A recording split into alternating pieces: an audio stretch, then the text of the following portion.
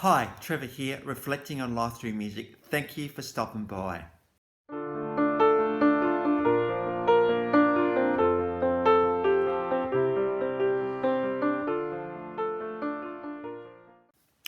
Well, I trust you enjoyed my last video on 80s band Eurasia, and through this song, A Little Respect, we looked at that very thing in relationships. So I trust you found that one encouraging. We're going on to a lass that was born in 1983 in Enfield, Middlesex in the UK. And her childhood was surrounded by family musicians that were all very much influenced by jazz in particular. And it was only a matter of time before she would actually just continue on the family legacy. The girl we're talking about is Amy Winehouse. Of course, you can't do a series about this one, like this one, and not talk about this lass. She's renowned for her expressive contralto voice. So, what contralto means? It's a bit of a lower voice, and so. But the great thing about the lower ranges is just a beautiful resonance in there. And this is well and truly what Amy Winehouse, his voice was. Of course, it was because she left this world in 2011 at the age of 27. And along the line of other people who have also died at that age, Jeff Buckley is one, and Kurt Cobain another. And so it's a bit of an age, I'm thinking. So expressive contralto voice, very much influenced by soul, rhythm and blues, jazz. Amy is renowned for her evocativeness as well, and she's not afraid to talk about the stuff that she needs to talk about. Very individualistic in lots of ways, very brash but fearless. And many others, including Adele and Lady Gaga, have put Amy Winehouse is a major influence in their careers, because Lady Gaga, what can we say about her? Very much an individual as well. Some albums. 2003, Out Came Frank. 2006, Out Came Back to Black. And then there was a live album line, actually compilation album line is Hidden Treasures in 2011. That probably came out after her death, I'm thinking. She's also had 3 video albums, 14 music videos, and her videos are pretty amazing actually. 5 EPs, 14 singles. Estimated around 5 million sales. I couldn't really work it out, but I think it's around that mark somewhere in the US and the UK in particular, because she found success on both sides of the Atlantic. She's actually was nominated 69 times for various awards and actually won around 26 times, including Brit Awards, Echo Awards, and 6 Grammy Awards. She's also She's also won 3 Ivor Novello Awards, and one commentator talked to her about her as being a preeminent vocal talent. Eminent being basically just compelling and amazing, and you just have to listen to this girl. There's absolutely no doubt about it. And the world certainly did pause in 2011. I think everyone was just kind of thinking, oh wow, such an amazing career. But when the lights go down and everything else, it can be a bit of a tragic time, and this certainly was the case with Amy Winehouse, unfortunately. Now, when I talked a little bit before about Amy Winehouse being evocative, and this got me to thinking about this song Rehab. It came off the album Back to Black in 2006. Now, there's been well documented about Amy Winehouse's issues here, but I didn't want to really capitalise on that. I'll talk about that too much today, but to talk about how incredibly talented this girl was. I think the concepts of rehab, obviously we think about rehab really in the terms of drugs and alcohol, that sort of stuff. But I wanted to take this one step further today and look at this word rehab a little bit more. Now, rehab is short for rehabilitation. Now, when people are in prison, for instance, rehabilitation, it's all about have these people being rehabilitated so we can trust them into the world of society again. But as an argument to say also that in this day and age where life can get a bit of a thing at times, there might be a breakup, or you might lose a job, or there might be financial ruin, whatever it is, you find yourself in these zones, you think, how on earth did that happen? How on earth am I in this place right now? I actually don't understand it at all. If you're in that time right now, man, if I could reach into the screen and actually be with you, I would, just to listen and to give you a soft landing, because that's really what we want when we're in strugglers. We want a soft landing. People can go, oh, I can just be myself with this person. Well, these videos kind of enable you to be that anyway. So when you're in this moment of utter despair and despondency and everything else, and you're thinking, oh man, what do I do now? Well, what rehab actually does, it actually, not that I've actually been in rehab myself, well, not to the extent of alcohol and wine, but we do rehab in other ways. It's what it does, it takes you away from the world for a while, and it does some things, some mind therapy and why you really need this thing in the first place and all the rest of it. It takes you out of the world for a while so you can relapse and to do all the stuff you need to do in a safe environment where there's medical people present to help you and all that sort of stuff. Well, who's to say that, like, when you leave rehab, there's going to be more rehab that has to happen, because, like, when you're back in the real world, there's still more work to do. In fact, in lots of ways, there's more work to do because you've left that pristine, beautiful environment. Well, there's an argument to say that if you're going through stuff right now, you're in a rehab moment. You want the world to stop for a while. You want the stop revolving for a while.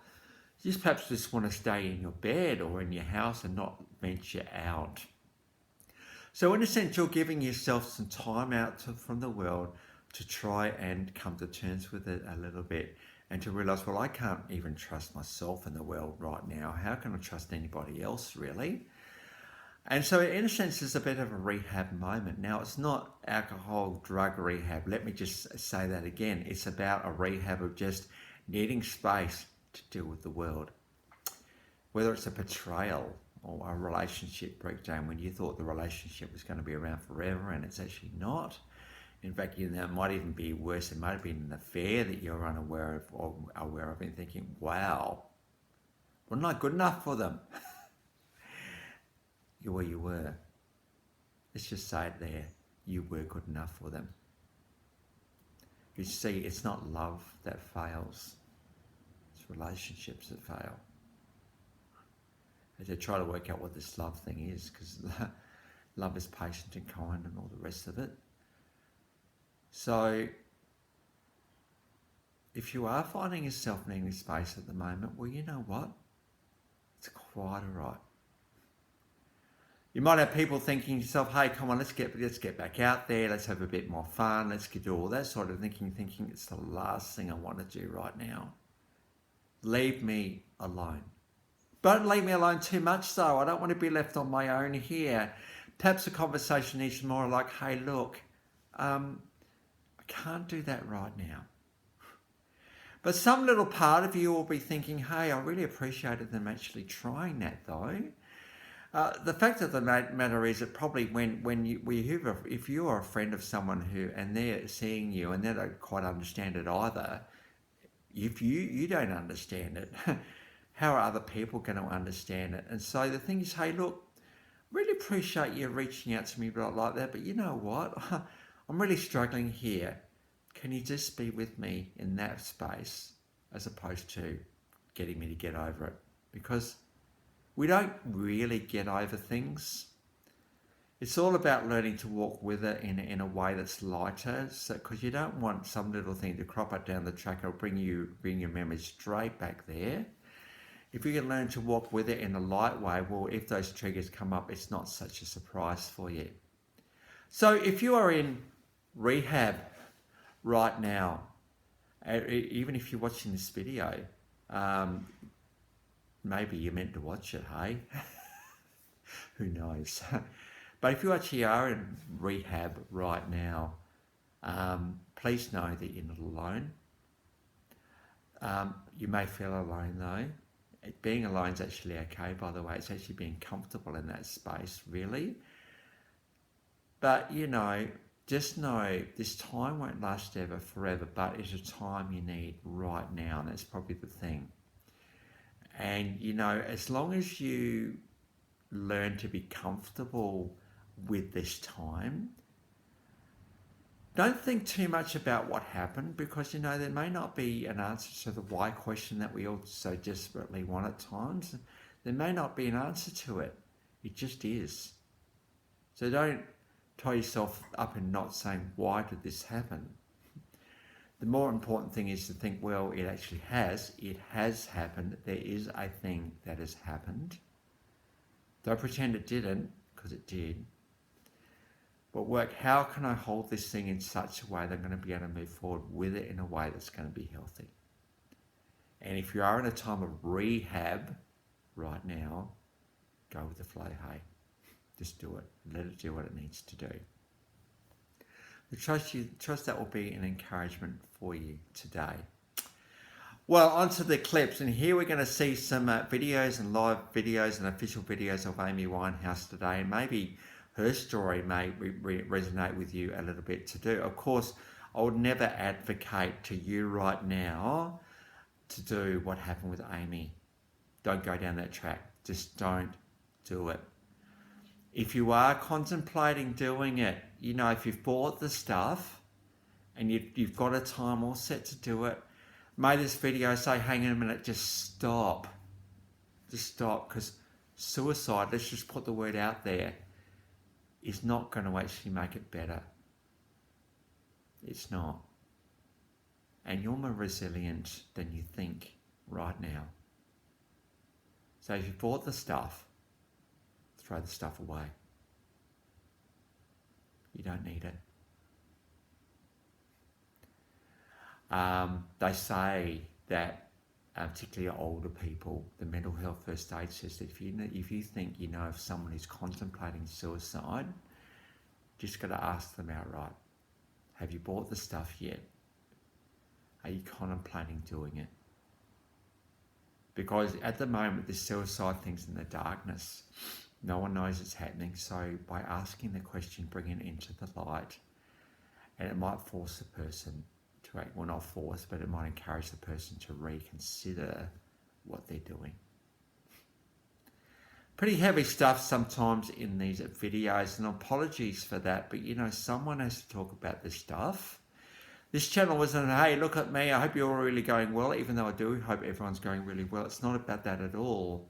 It's about sometimes talking about the stuff that no one else wants to talk about in a video channel like this one.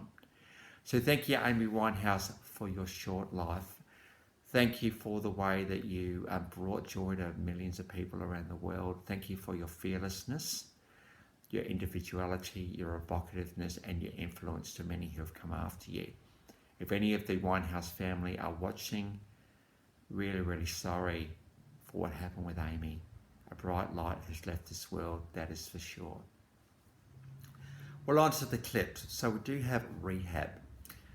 This came from Back to Black in 2006. This is an official clip. You want me to go to rehab? No. Now, I'm trying to work out what perhaps she's thinking, I'm not fitting into the traditional mold here. I need to actually be myself at the moment and to just be whatever I need to be. So we've got the official clip on that one. And probably along the same lines, we've got Back to Black, the song itself. This is the official clip. This is very much along the lines of a relationship breakdown. You may have moved on with your life, but I'm actually going back to my black room after this, and so Back to Black very much is all around this sort of stuff. And maybe a bit of a sign even back in 2006 when this album came out, things weren't going that well for her. So we got Back to Black. We've also got Stronger Than Me. This came off 2003 from the album Frank. That's a live version. You can see all the influences going on here with Amy Winehouse. When she was up on stage, she needed a lot of people up there with her just to bring out her sound and to accompany what it was actually a master contralto voice. Just the soul, the whole thing, absolutely compelling to watch. We then got Tears Dry on Their Own, again from the Back to Black album from 2006. There's a bit of a trend, a bit of a theme coming through these songs. Tears Dry on Their Own. You know, you can be there for someone in their tears, but you know what? It's when the person's on their own, they have to work out how to deal with the stuff they're dealing with. Just know, hey, look, I'm with you for the long haul here. And in the journey, whatever you need, just let me know. I'm not coming in with any like plan really. I just want to be there with you. So Tears Dry on Their Own, Back to Black 2006. And then we got Monkey Man. Again off Back to Black. This is a live clip again. Bit of playfulness to this song. I think that's why I chose it. There's a bit of a groove and a bit of a swagger to this song. So I thought I'd put that one in there as well. So the links to those 1, 2, 3, 4, 5 songs are in the description below. It's really great to put a few clips at the bottom. You can choose whichever one you want to look at. You might think, oh, I remember that song, I love that song. So you can click on the one that you want to do. But I suppose I was particularly want to talk about Rehab today, particularly because of its evocative title and what it can open up in conversation. So the links to all those songs are in the description below, and I've also included my last song from Eurasia, A Little Respect. There's kind of a bit of a theme going on here at the moment over the last few videos really. So that one's there if you want to recap on them. So if you come back for another one, or this is your first time to Life Reflections Through Music, maybe it's 3 a.m. in the morning, you can't get to sleep, you just stumbled on my video, maybe you meant to watch it, hey. Thank you for hanging around. Really mean that. So that's it for today. Next time we're going to go on to Avril Lavigne. So until then, I'll catch you around. Bye for now.